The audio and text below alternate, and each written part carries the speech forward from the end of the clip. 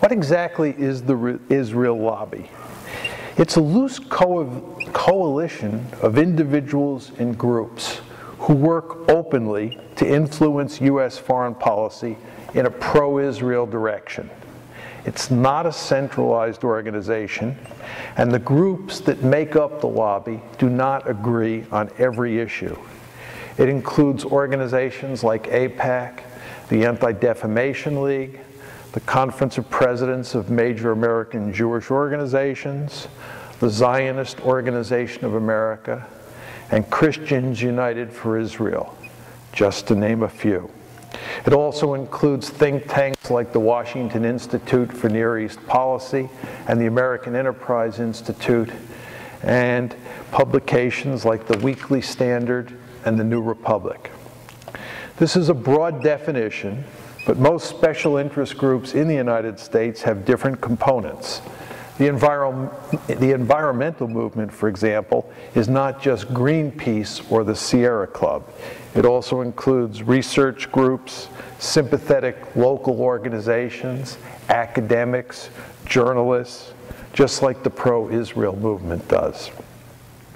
It certainly is not a cabal or a conspiracy that controls U.S. foreign policy. Rather, it is an especially powerful interest group like the National Rifle Association, the Farm Lobby, the Cuban Lobby, and the AARP.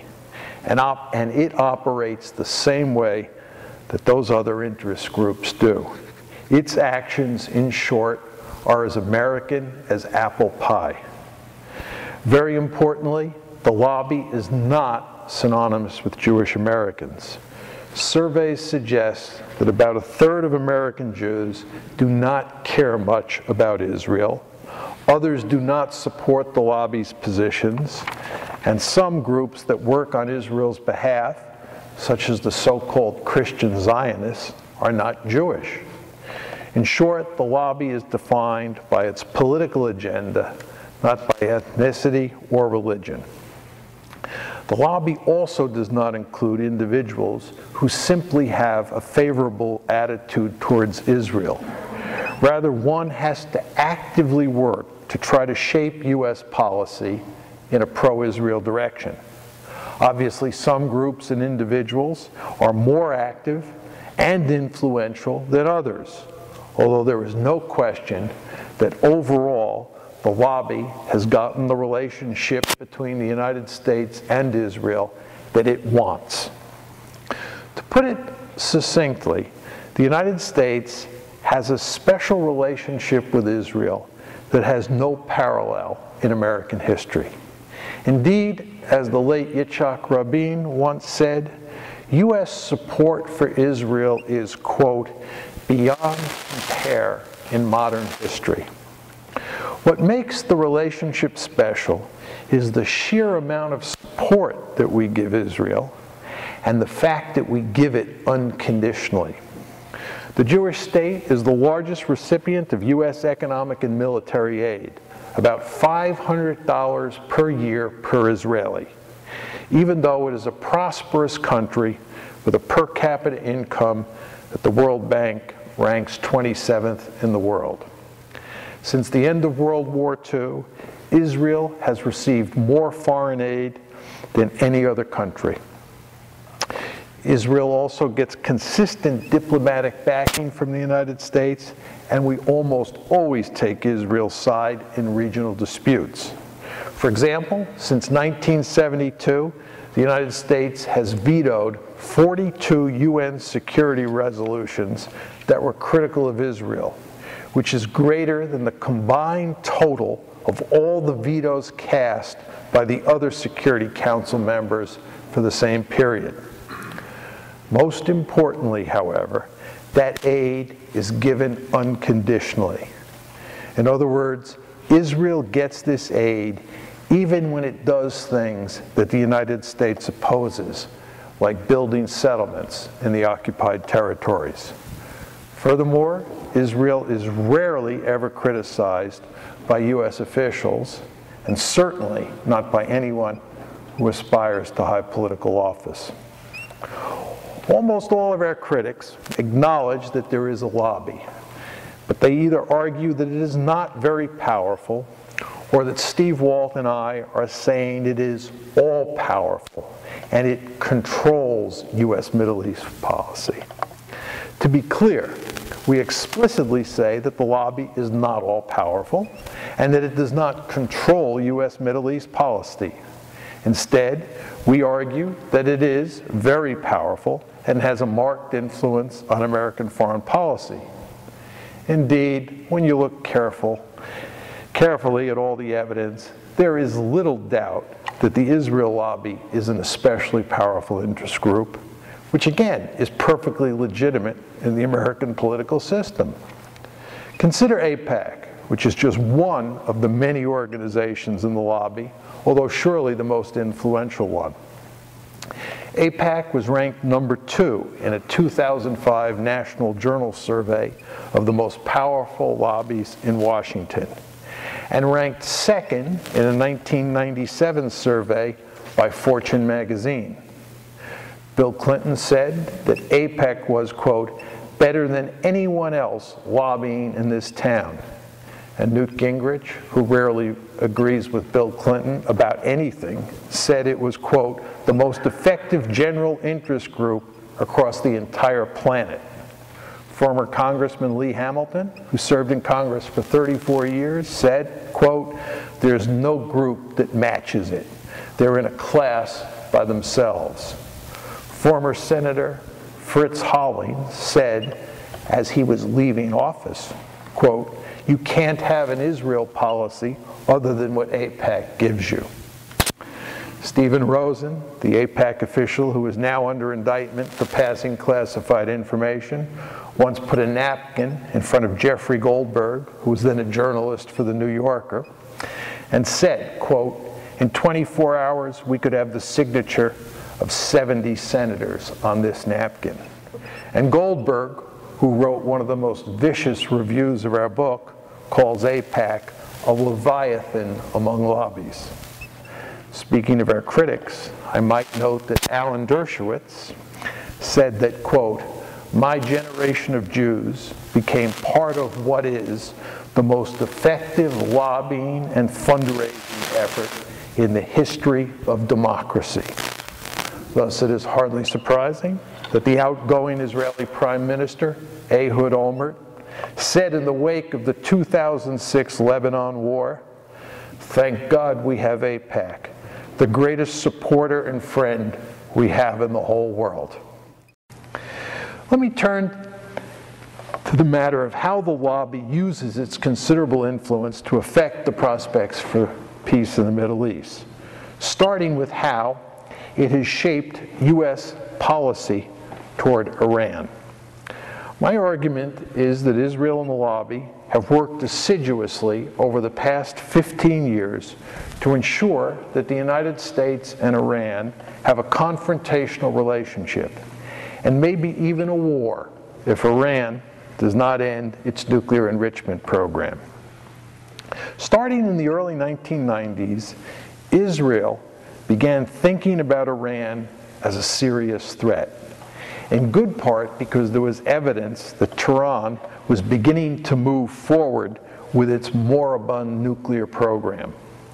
The Rabin government began warning the Clinton administration about Iran in 1993, shortly after Clinton took office. And naturally, the lobby went to work to push Washington to aggressively confront Tehran. Throughout the 1990s, however, Iran's leaders were interested in improving relations with the United States, which had been terrible since the 1979 Iranian Revolution. President Rafsanjani, who came to power in 1989, began the process of reaching out to Washington. But it was President Khatami, who succeeded Rafsanjani in May 1997, who made the most serious effort to effect a rapprochement with America. Nevertheless, Israel and the lobby resisted these efforts to improve U.S.-Iranian relations, and the two countries remained bitter enemies. For example, the Clinton administration, with prodding from Israel, adopted the policy of dual containment in 1993. It called on the United States to directly contain Iran rather than rely on other countries in the region to do the job, which had been our policy before that point. A year later, the lobby played the key role in getting Congress to pass the Iran-Libya Sanctions Act, even though there was significant opposition to that legislation within the Clinton administration, and even though it infuriated our European allies. Zeev Schiff, the military correspondent for Haaretz at the time, noted, quote, "Israel is but a tiny element in the big scheme, but one should not conclude that it cannot influence those within the Beltway." Similarly, James Schlesinger, who has held a number of cabinet-level positions in different administrations, remarked in the wake of these sanctions that, quote, "It is scarcely possible to overstate the influence of Israel's supporters on our policies in the Middle East." It is worth noting that the oil lobby, which is often said to be the real hidden hand behind U.S. Middle East policy, was opposed to overturning the Conoco deal, and also opposed the legislation to impose sanctions on Iran. In fact, when Vice President Cheney was head of Halliburton, an oil services company, in the late 1990s, he used to complain openly about America's sanctions-happy foreign policy. In the immediate aftermath of September 11th, Iran again tried to reach out to the United States. In his State of the Union address in January 2002, President Bush rewarded Iran for its assistance by putting it on the axis of evil, and then making it clear in subsequent months that he was determined to bring about regime change in Tehran as well as Baghdad. Despite America's continuing hostility, Iran made yet another attempt to improve relations with the United States in May 2003, shortly after Baghdad fell. President Khatami offered to negotiate on Iran's nuclear program, help stabilize Iraq, effectively end Iran's support of terrorist groups like Hamas and Hezbollah, and accept a two-state solution, which in effect meant recognizing Israel. At the time, both the Israelis and the neoconservatives were thinking mission accomplished regarding Iraq, and they were pushing the Bush administration hard to confront Iran, not cooperate with it. It's not surprising that the president snubbed Tehran's offer. Israel is the only country in the world that is advocating the military option against Iran. In recent years, former Prime Minister Ariel Sharon and his successor, Ehud Olmert, have pushed hard, although quietly, to get the United States to go to war against Iran.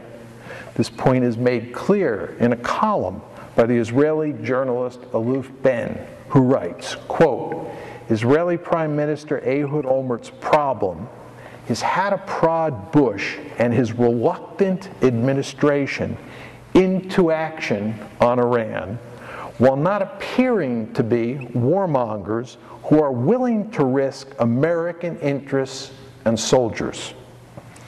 Not surprisingly, poll data indicates that the Israeli public wants the United States to attack Iran, as was the case with Iraq. According to a poll published in Haaretz last year, 71% of Israelis favor an American strike against Iran. Inside the United States, pro-Israel individuals and organizations have been leading the charge for war against Iran. As with Iraq, there is little enthusiasm and much opposition to attacking Iran within the State Department, the intelligence community, and the uniformed military. Indeed, there have been numerous stories in the press saying that key American military leaders are opposed to picking a fight with Iran. I might add that in December 2006, the bipartisan Iraq study group recommended negotiating with Tehran, not confronting it.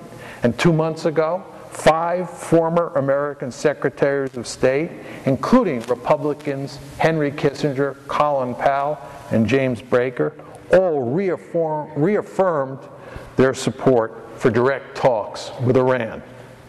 The case for war is being made largely by staunch defenders of Israel like Norman Podhoretz, William Kristol, and David Wormser, as well as organizations in the lobby like the Christians United for Israel, the Anti-Defamation League, and AIPAC.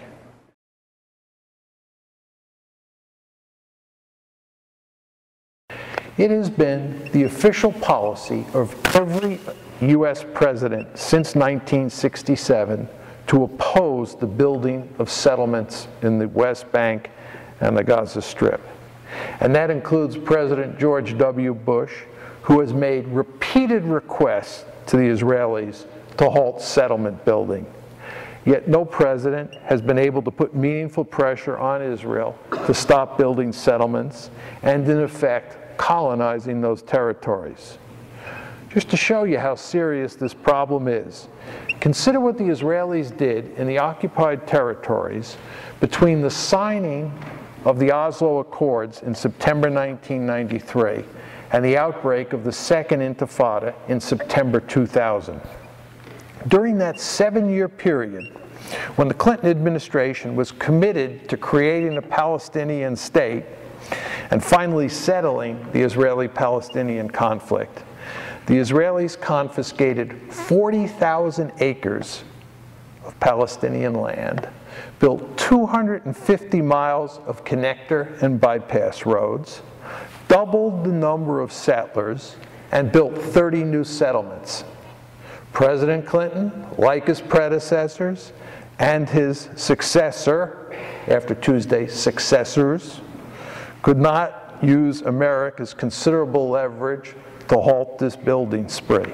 In fact, the Clinton administration effectively supported Israel's actions in the occupied territories, protecting the Jewish state from criticism at the United Nations, giving it more foreign aid than any other country, and giving it unconditionally. Of course, the reason that Clinton and other presidents have been unable to put meaningful pressure on Israel to stop building settlements is the lobby. Nevertheless, Israel's policies in the occupied territories are not in America's national interest, which is why every president since Lyndon Johnson has opposed the settlements. To be more specific, there is an abundance of survey data and anecdotal evidence which shows that U.S. support for Israel's brutal treatment of the Palestinians and U.S. support for Israel's efforts to colonize Gaza and the West Bank angers, if not enrages, huge numbers of people in the Arab and Islamic world. Not surprisingly, that anger helps fuel terrorism against the United States. Let me emphasize that I'm not saying that America's support for Israel's policy towards the Palestinians is the only cause of the terrorism problem. I'm simply saying it is a major cause. Specifically, it motivates some individuals to attack the United States. It serves as a powerful recruitment tool for terrorist organization, and it generates sympathy and support for terrorists among huge numbers of people in the Arab world. To illustrate this point, consider what the 9/11 Commission says about the motives of Khalid Sheikh Mohammed, who it describes as the principal architect of the 9/11 attacks.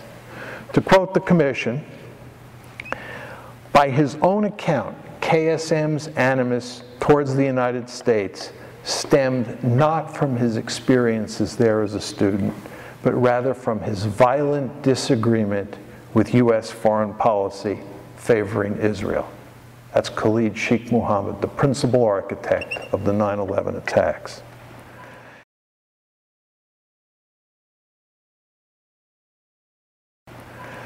As things now stand, it's hard to see how there can be a meaningful two-state solution.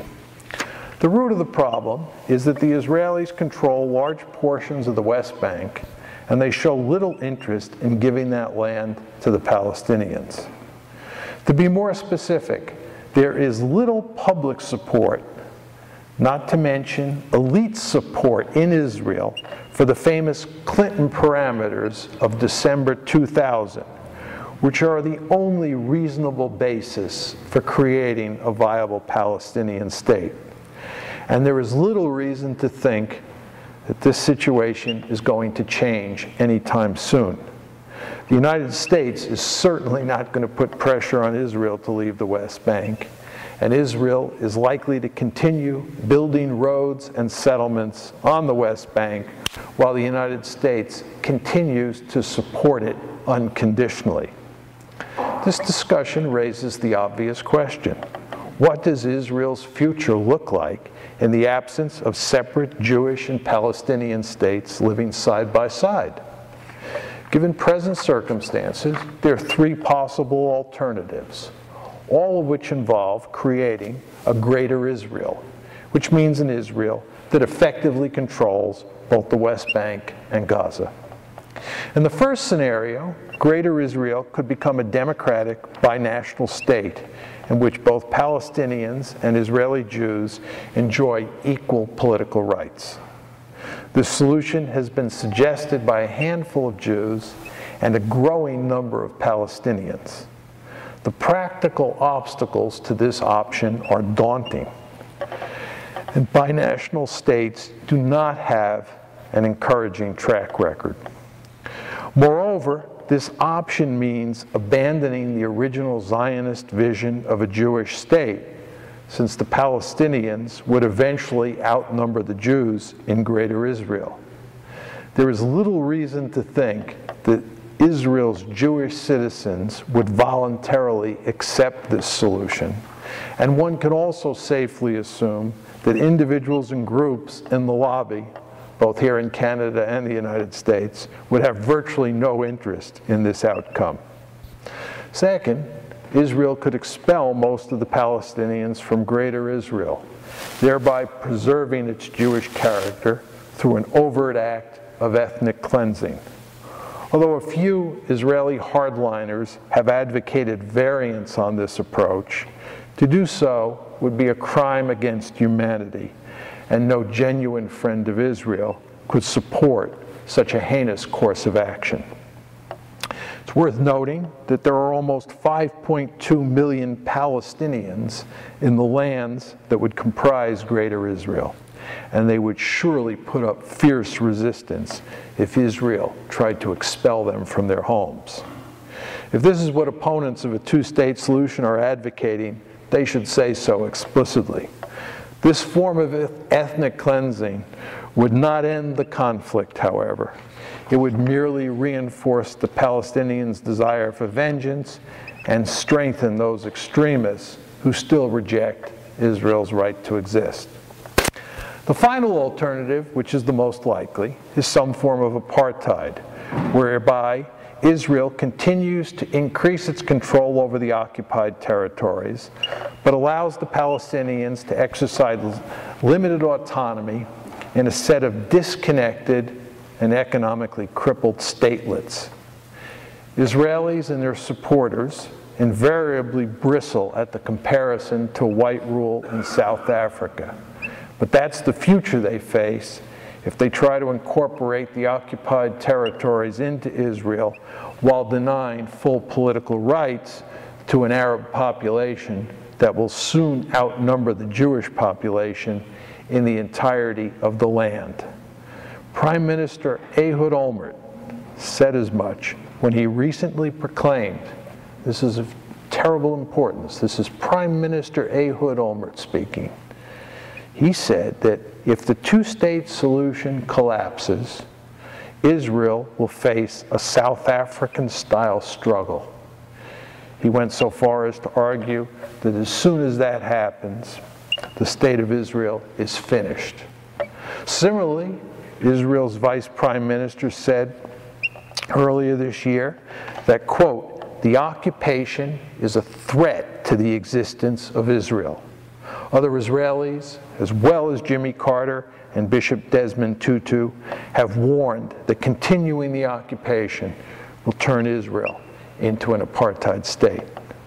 Of course, the apartheid option is not a viable long-term solution either, because it is morally repugnant and because the Palestinians will continue to resist until they get a state of their own.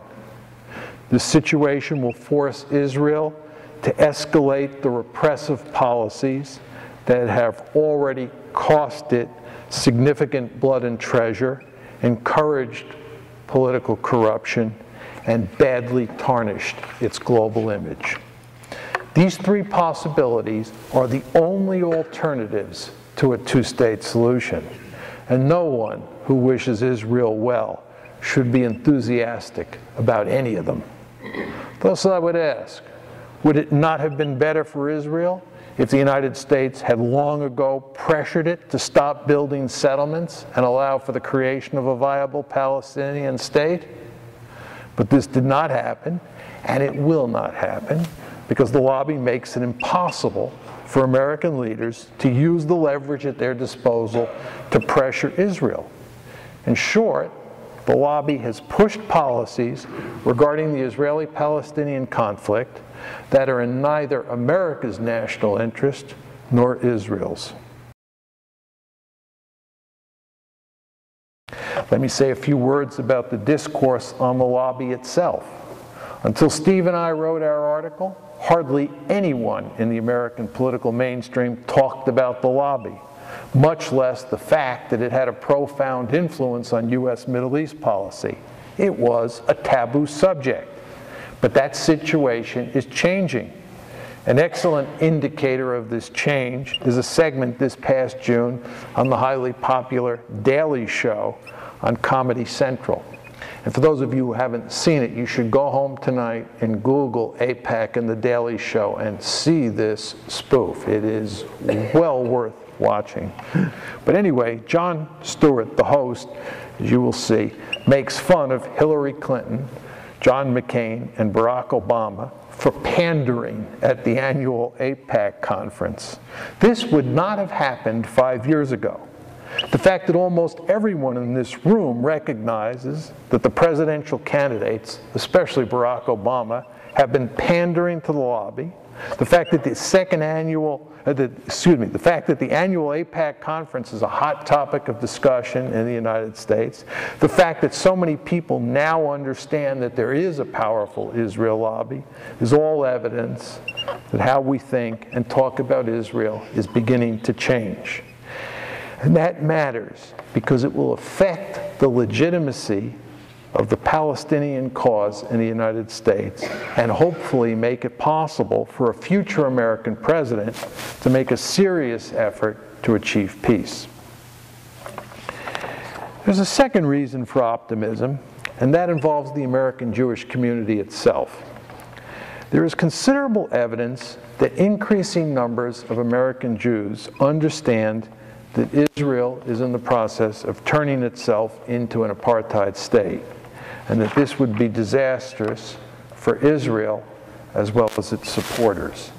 In essence, they are coming to understand that Israeli policy in the occupied territories, which has been strongly supported by most of the key organizations in the lobby, is misguided, and that it is imperative to reinvigorate interest in the two-state solution. In response to this situation, there is growing interest in the American Jewish community in creating new centers of power that strongly favor the two-state solution and can challenge the more hardline policies of organizations like AIPAC. I'm sure that some of you have heard about the new lobbying organization called J Street, which is an effort by some of Israel's strongest supporters to get the United States to push hard for a peace settlement between Israel and the Palestinians.